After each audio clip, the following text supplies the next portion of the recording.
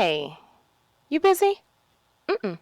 Okay, let me run something past you real quick. You ever get an epiphany and the awesomeness from the epiphany makes you want to run a tri-marathon? No, just me? I nearly stubbed my pinky toe trying to run to this phone to call you because I'm talking about the level of excitement from what I just heard. I'm like, First of all, shouts out to my reproductive system because this particular excitement stemmed from my son. Yes, come through prenatal receptor. You understand?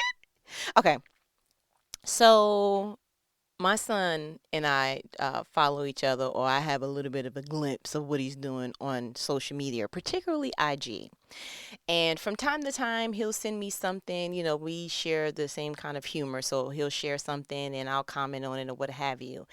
And he shared this particular nugget, and I'm talking about, bruh, A, super duper proud, like D duper, okay? B, you came from me. Like real talk, like I produced that brain and put it all together and voila, gave it a birth certificate. Cool. And C, oh my goodness, for him to even be able to digest that, have even a palate for this type of information makes me want to give a shout out and a hand clap of praise for my parenting. Can we? Real quick. I mean, just real talk. Can we just let the crowd go wild because I'm raising some of the premium upper crust, if you will, when it comes to an African American male. Okay, just want to go ahead and get that out because I have a humble assessment of self, but I'm a little bit braggish when it comes to, you know, I don't even gotta finish it. You feel me? Okay, great. So what he sent me in this inbox was so potent.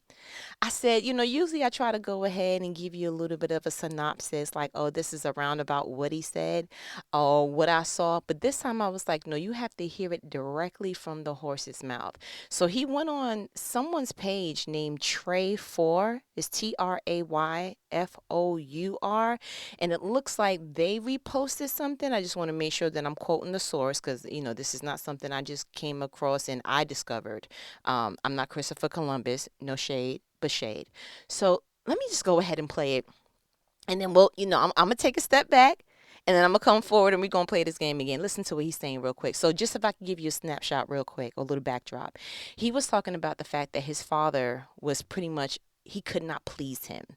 It was, if he did his best, his father was like, yo, you can do better. And he has no memories of his father playing with him.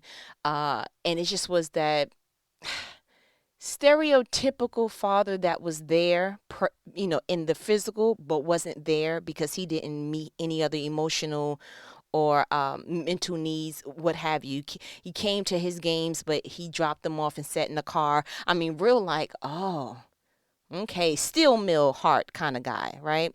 So this is where the part that I'm about to let you hear, and it's going to be like a minute or two because it's just, you got to get the nectar. Like the juice is not enough. I need you to get the nectar.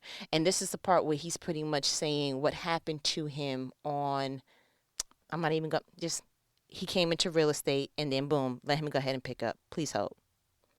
I thought, what am I going to do now? And some little bird mentioned real estate, so I thought I'd get into real estate. I got into real estate, and that's when I met my first mentor that transformed my life. I was in my office one night really late, and I was having a conversation with my mentor, and he walks in and he leans against the door and he goes, "You're still here?" And I said, "Yeah."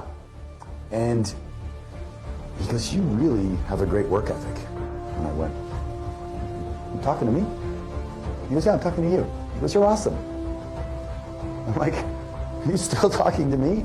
It's like I never had anybody tell me that they believed in me. My father certainly was always, "You could do better, you could do better, you could do better." Yeah, it drove me, but it didn't make me feel confident. And I doubted it at first. And we started to talk, and he goes, "Oh, so you've labeled yourself stupid as a loser and a skinny little kid." He goes, "How do you feel about that?" And I said, "I still feel that way." He says, "You're 30 years old." I go, "Yeah, I know, but I still felt that way inside."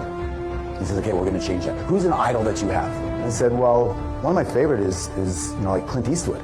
He's like rugged. I'm kind of rugged. I feel rugged." He goes, "Perfect. How does that feel when you say that?" And I said, "That feels pretty good." He goes, that's it. I want you to say that 1,000 times. 1,000 times every day, or more if you want. Loser out, ruggedly handsome in. So now what we're going to do is we're going to reprogram your brain. Your brain is like software. We're just going to reprogram it. I said, how did I do that? He goes, just every time you have a chance, say, I'm ruggedly handsome, I'm ruggedly handsome. He said, the words that follow I am follow you. You just didn't know it. You had programming. But now we're going to change that and change that forever. And I remember driving home, I was so excited. I was so excited because I could change my program. I didn't know it. I thought I was stuck that way my whole life. And all I had to do was have the energy to put it into changing the way I see myself. And I just said it over and I remember screaming in the car, I'm ruggedly handsome, ruggedly handsome, ruggedly handsome. I'd get up in the morning, I'd say it over and over and over again. I'd say it as much as I possibly could. And then spontaneously one morning, I was in the shower and I said, I'm the greatest real estate agent in my area. I'm the greatest real estate agent in my area. And I went from one sale in my first year to in a few years, 100 sales. I broke every record there was. And then I bought the freaking company. Went from farm boy to financially free. I became resourceful. I became capable of doing things I didn't know I was going to do. The most powerful force in the human psyche is how we describe ourselves to ourselves. Who's giving you labels? You're too short, you're too tall, you're quiet, you're introverted. And you take on those labels and you wear them like they're your persona. And then you live into them, like a role that you were given in life. You can rewrite that. You can make it whatever you want. Insert it and then program it. I am. I am. You are what? Gifted, guided, grateful, powerful, passionate, playful, sexy, sensual, sensitive, and blessed. What are you? Today is the first day of the rest of your life. And you get to redefine yourself. So who are you? And who do you want to be? The words that follow I am follow you.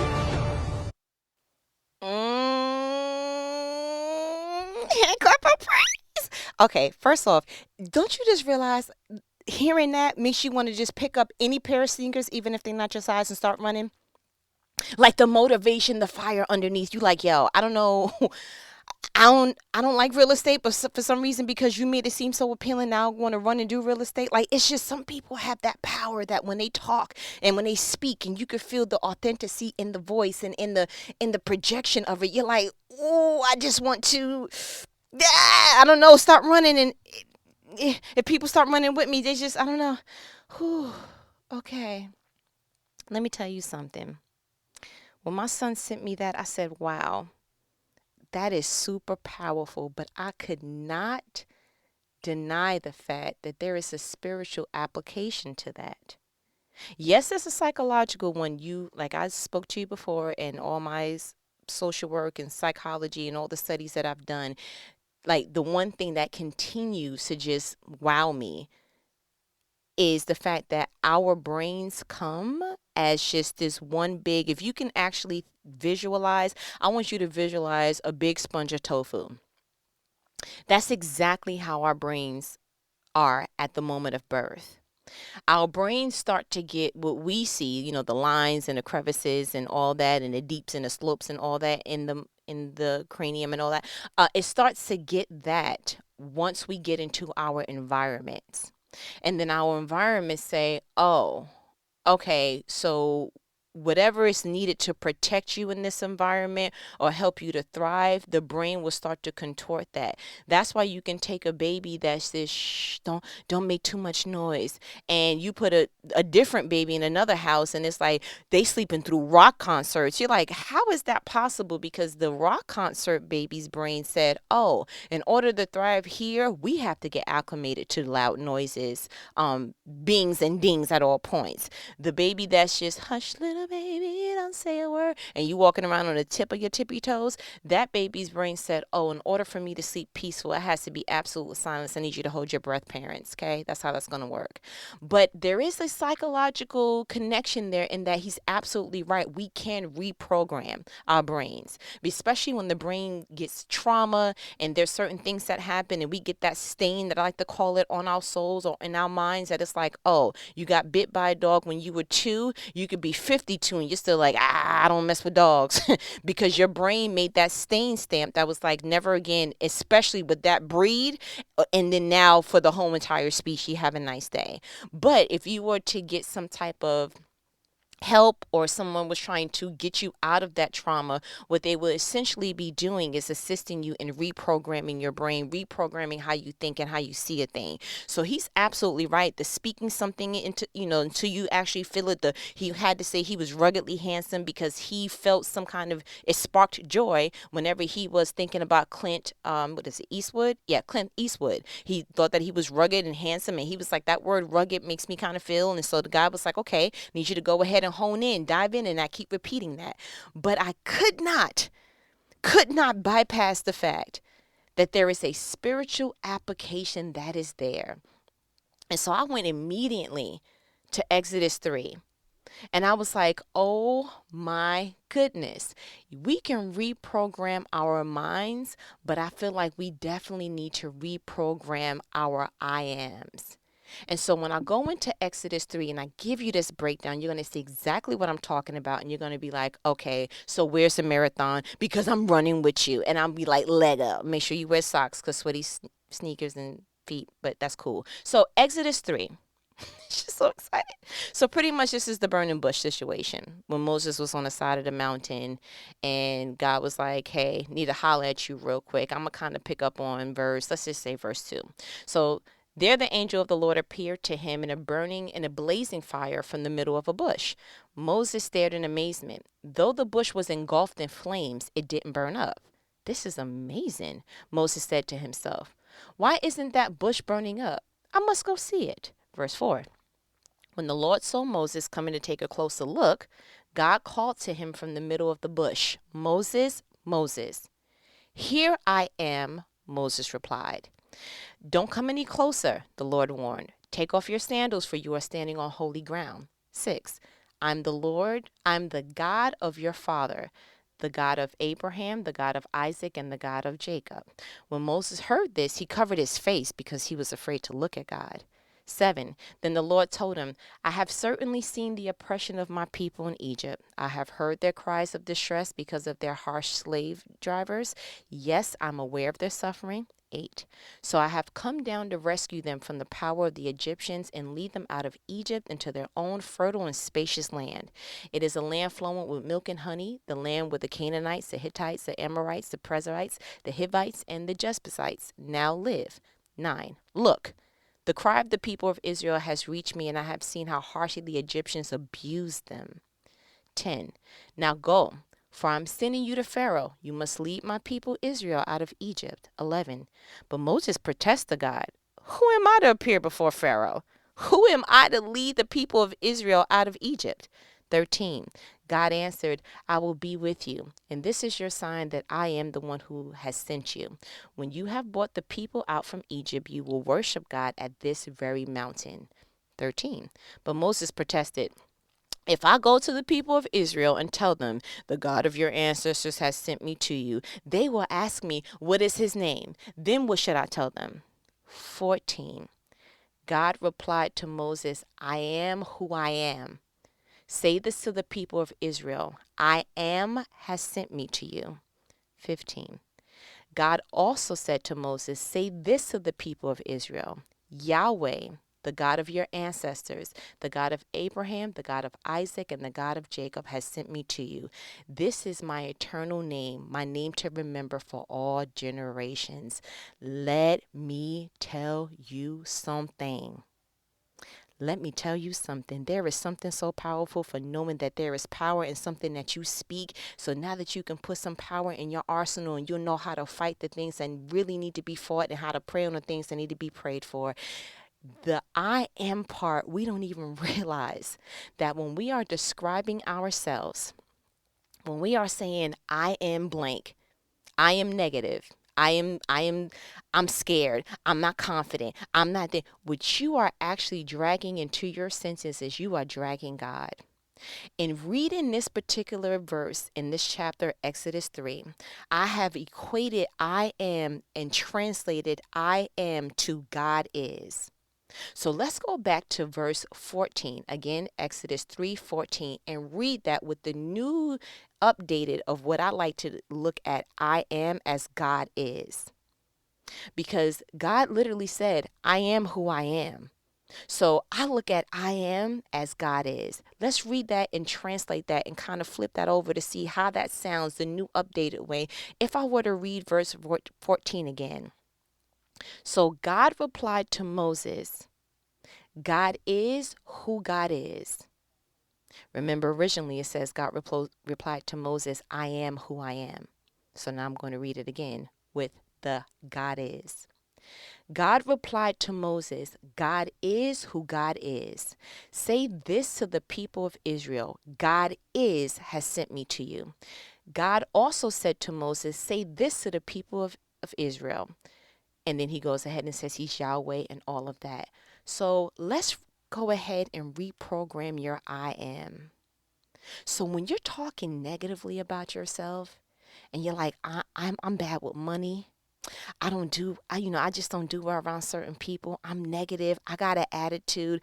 I am. And you're saying all these things. What you actually are saying is God is whatever you just said. God is bad with money. God has an attitude problem. God is not good around people. God is, I'm not good with money. God's not good with money. Remember, swapping the I am for God is. You know, I, I'm just a person I don't have patience. So you are literally dragging and describing God as that.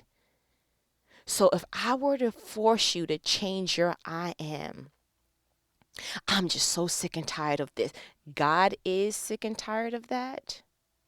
You see what I'm saying? I want this conversation to be the conversation that you're like, oh my gosh, I didn't realize that before I can describe myself, I have to start off a sentence with God is. You think you're describing you. I am over this job. I am over this relationship. I am over, you know what? I just don't rock with people. And you're describing what you thought was you, but what you don't know is that you dragged a new description to God. God is not good at that job. God is not confident. God is not. And just to take it a little bit deeper, didn't the Bible say in Genesis that God said he was going to make man in the image of himself? Didn't he say that? Didn't God go ahead and say, you literally are me. I made you in my likeness. So there's almost technically, if you really want to go ahead and specify, I don't think there's a way to describe yourself when you're not, if without describing God. How you speak about yourself is how you speak about God. And I know you like, whoa. I didn't, real talk, when I was like, I'm not good with money, or I'm not good in relationships, or I'm not the person to whatever, I'm not the one to mess with, or however you would describe me. Listen, I was describing, in my heart, I was describing me. I had no idea. And it's cool because you never are held responsible for something that you weren't aware of. But now that you're aware, you have to change the way you speak about God.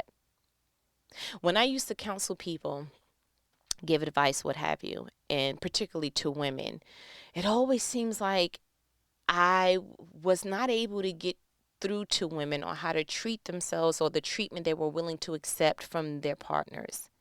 It was like, yeah, they were very clear that the relationship was negative, that the experience they were having was just terrible. And I could never, ever, ever get the women to identify the fact that that you deserve better, right? You know that you can, and they would yes me to all the way to home until it was time to put some action forth. And the only way I've seen to be able to get through a woman is to actually connect to either her physical child or her future children. And I would say, let me ask you this.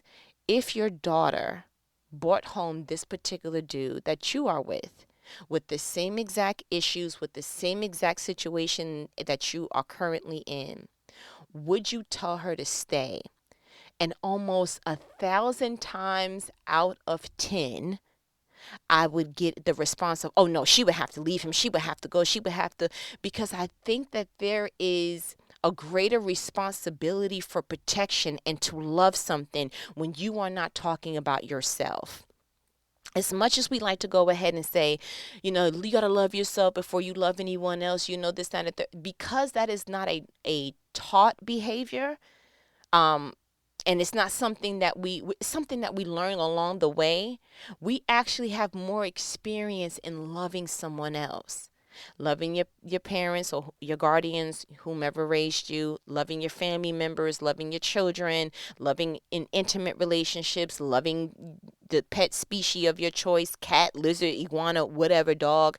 And it's always taught in an external, I'm loving outwardly. But then when it gets time and you 96 years old and you realize, oh, I've been loving everybody else. I don't even really know myself, then you start learning, oh, I need to love myself. But I think that it's a slower knee-jerk reaction to when you are loving yourself or describing yourself. You're a little bit more tolerant to things than you really should if it was your daughter, if it was your sister, you see where I'm going with that? And so the I am needs to change, because you can say all day long, I'm sick and tired of something. I'm bad with money. I'm not good with relationships. I'm not good at this job. I am not confident. I don't like my body weight. I am and I am. And you could be a little bit more tolerant to the way that you speak to yourself. But if I flip that and did the external, where are you confident speaking about God that way? Are you confident with knowing that when you speak I am, or the contradiction part, the I'm, when you speak that, you should feel something in your inner parts go, I can't talk about God that way. The same way with those examples were with those women. You're a little bit more tolerant on how dude treats you. You're a little bit confident, buddy, with the way, a little bit more, not even confident, but a little bit more tolerant on how old girl treats you. And you're a little bit more tolerant on how they treated you at the restaurant, or a little bit more tolerant when it's you. But if it were your kid, or if it was your sister, or if it was said family member or a said person that you respect, or you seem, no, you're going to honor this person, because then the tolerance goes down to 0. So this conversation was rooted in the fact that I want you to change your I am. We should already know that our tongue and out of our mouths is life or death. So we should already know, listen, there's certain things I'm just not going to speak anymore. Yeah, I don't want to speak negativity into my sky of life anymore. I want to create something, a canvas that's more brighter, that's a little bit more brighter, a little bit more vibrant. And so with that, if you don't have the automatic, like I feel like, you remember the game Operation when we were younger? And you had to go ahead and take that little tweezer-like thing, and every time you got too close to the metal part, it would go bang, and you were like, can't even get this freaking wishbone out without this thing banging. That's something that I developed, that sound inside. I feel that inside when I start to speak negative. I made a inner vow to myself some time ago that whenever I spoke, I was going to be very mindful of what comes out of my mouth, almost like I can see it with a subtitle. If it was about to be negative, I can think it, which I'm working on the thinking realm, but I dare not speak it. But if you don't have that Operation games show sound inside of you, then at least there should be a boundary that I will not speak I am and not think about God. Whenever I'm describing me, I have to go outside of me and realize externally I am speaking about God. I am made in his likeness. I will not describe myself. So when you flip it and start thinking more positively, I am confident. I am reliable. I am responsible. What you're really saying is God is confident. God is. God is. God is. When you say I am, you are saying God is. I need that to get into your soul, get to the bottom of whatever it is that's negative, and get to the root of that. Pull that out and change that I am what God is. And I want you to see a life that's just like, I reprogrammed me, because I reprogrammed the way that I see myself, and I can't see myself without God, and I can't see myself outside of God. So when I speak, I'm speaking a spiritual sentence. I'm speaking a godly thing because I'm describing God. Do you get that? Oh, I wanted to just shake my son when he sent me this clip. I was like, the spiritual application there is tremendous. It is gold, sir. It is oil. It is rich. And if we can just really just settle into that, it's bigger than I am. It's God is. That's why God was so gangster enough to say, tell them, tell them I am who I am. Tell them I am sent you. Because I am is huger than what we just see. We just see 3 letters. But it's so much more than that. Want you to reprogram your I am. It's not about you. It's not about you. It's almost the equivalent to literally, like, and I said it in passing real quick, but I want to slow that down. When you speak, I want you to see subtitles when you talk. You know, my husband and I have been watching TV shows, and sometimes we'll go into some shows that it's like, oh, you know how to do the voiceover, but the voice is not actually in sync with the lips because it's in another language. So we put subtitles on at some point. But then when we watch American shows that speak English, we still have the subtitles. And I find myself that from time to time, I have been reprogrammed where I'm not even looking at the mouth of the person talking. Sometimes I'm looking at the words and I'm reading the screen. I understand the language, I hear it, but I am digesting it better because I can read it. And so I wanted that when you speak, that you hear yourself in your mind, like you know what you're about to say, or you should at least be at the point that you're strategic and selective of what you speak. But as you're talking, I want you to see subtitles. And so when you are getting ready to say anything what I am, I want you to, in the spiritual realm, read in subtitles God is, and you feeling whatever you're about to say. And if that sentence doesn't look like it's speaking life, if that sentence doesn't look like it's describing God in the epitome of all things that you can possibly try to describe God in, then I need you to redo that sentence because it is not something you need to be speaking. You are not talking about you. You are talking about the Creator who made you. And if we really were to master that, I mean, really take that thing by the neck and say, no more will I describe myself like that. But also, I'm not going to drag God into that. And also, I'm not going to describe the God who made me like that. And also, no, I didn't realize this was a godly sentence. I didn't realize that those 3 letters, I am, is actually starting off my sentence in a spiritual capacity. Do you see what I'm saying? Doesn't that just take off the blinders and the curtains of your eyes and how you were speaking? And you're like, oh my goodness, I didn't realize. Oh my good. And you heard the old people I sometimes say, ooh, my back is killing me. My this, that, and the third. I learned at a very young age. I used to have my grandma say, "Speak life." Don't say that. Speak life. And I didn't know what. I couldn't really digest what that meant. It was like, okay, speak life. What do you want? You want me to say life? Like, what does that mean? And I didn't realize what she was trying to teach me is what you speak is what you will experience. And if you don't want to experience it, then don't say it. So I started to look at myself like a seed planter. I didn't speak anything I didn't want to see. I told my son the other day, he said, he's just been on the road. God bless him. That's some of my best work. I ain't gonna hold you.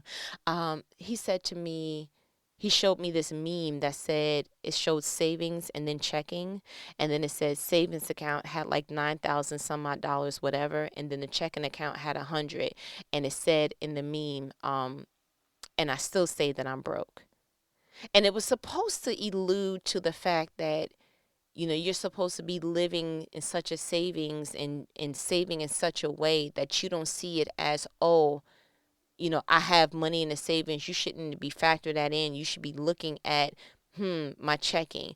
But I flipped it a little bit deeper and I told my son, I said, I never spoke the word broke to you, ever. Because I heard my mother say it so often in her life. I don't have it. I don't have it. I'm broke. Rebuke in the name of Jesus. I don't have it. And so when I heard those 2 things, it was like, is she continuously saying this just because she doesn't want me to get something, or this is really how we're living? And on her deathbed, I was able to realize, oh, she don't have it for real. And so something sparked in me where I said, you know what? In my household, I will never speak the words I'm broke, and I will never speak the words I don't have it. Rebuke it in the name of Jesus. It will never be spoken out of my mouth. And so what I flipped it as is, I'll budget for that later. So if my son ever came to me and said, hey, I want this, that, and the third, as a matter of fact, actually today, real talk, my daughter came to me and she's like, I need a couple more dollars to put on my Robux. This game, whatever that she plays, it's almost like Sims, but it's something for her age level, and that's fine. So she was like, can I get more money to add to my Robux account? And I said, oh, we'll budget for that on the 15th. My children in my adult household, even prior to I have never spoke BROKE, because that is not the life that I want to see. That is not the plant that I want, the seed that I want to plant. And that's not the tree that I want to see growing in my life. I don't want to see it, because I understand the spiritual applications to what you speak. What you speak is what you see. And I don't know why that doesn't ring true to people. God created almost everything that we see in the natural realm by just speaking it. So I don't know what part we don't understand, that goes a little bit deeper than what we can actually like really just translate. It's literally what you speak into your life, how you describe your word, like your words. Your greatest tool, your most dangerous and yet beneficial organ is your mouth. What you speak has the power to break you down or build you up, to make you see less or make you see the silver lining and see more, to make you see greatness or make you see a giant. Do you see Goliath the way that David sees it, or do you see Goliath the way the Israelite army sees it? And we just finished talking about Goliath. The fact that he was able to, for 40 days, morning and night, come out and taunt the Israelite army. And the fact that David was able to go and be like, on the first day, off the one. Is it because he spoke differently on how he's seen a thing? Literally, if you were to go back and read 1 Samuel and see that whole transaction, they were looking at David like, remember we talked about Saul and what he said to David? And he was like, like, yeah, but you're just a young boy. And Goliath has been he's been in the army since a youth. Okay, Saul, that's how you see me and Goliath. But David had to buck himself up. Like, no, I'm a shepherd. You know how many times I had to save my sheep from lions and pry open the mouths of bears? And he had to go ahead and buck himself up, because if you go ahead and live life the way that somebody else sees you, if you go ahead and start subscribing to other people's words, you will start to eat from the fruit of how they plant. And if it's not palatable to where God is taking you, then you need to go ahead and look at that fruit like, I'm allergic to that. That does not benefit anything that I'm doing or any place that God wants to take me. So I don't even want you to be just selective on how you speak. I want you to be more selective on how people speak around you and to you. And you may be even, mature enough to help people on how they speak to themselves, about themselves. You hear somebody like, oh, I'm so fat. Don't say that. Don't speak that about yourself. Until you get to your targeted weight goal, maybe you should see it as, you know what, I'm not where I want to be, but I'm on my way. And I love who I am now, and I'm going to love who I am later. But along the process, I don't get to pick and choose when or how I love myself. You see what I'm saying? No, you're not broke. Rebuke in the name of Jesus, because I don't speak that word. You have to be a little bit more wiser and financially sound and wise to budget the amount that you have now, because that amount will change later. You see how you can change that? You ever saw somebody's resume and you like, you made this sound amazing, and what it really was just saying is, bro, I'm a janitor. But if you go ahead and word that thing and beef that thing up right, it's not that you're telling a story, it's that you are feeding it through a different lens than how the average person sees it. You can make cashier look like, oh my, such an asset that it's like, why did you quit the job? Because I really didn't want to work at Burger King anymore, and that's fine. You see what I'm saying?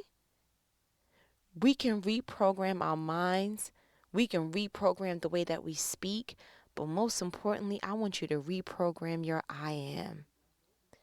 Change your I am, and I promise you from this day forward, you will never see life or yourself through the same lens ever again. I feel like you got what you needed. Listen, this was an amazing, amazing talk. I'm gonna give my son the hand clap of praise when we get off the phone, because listen, he initiated some greatness, and I do appreciate. You understand? I am. God is. You know what these conversations are?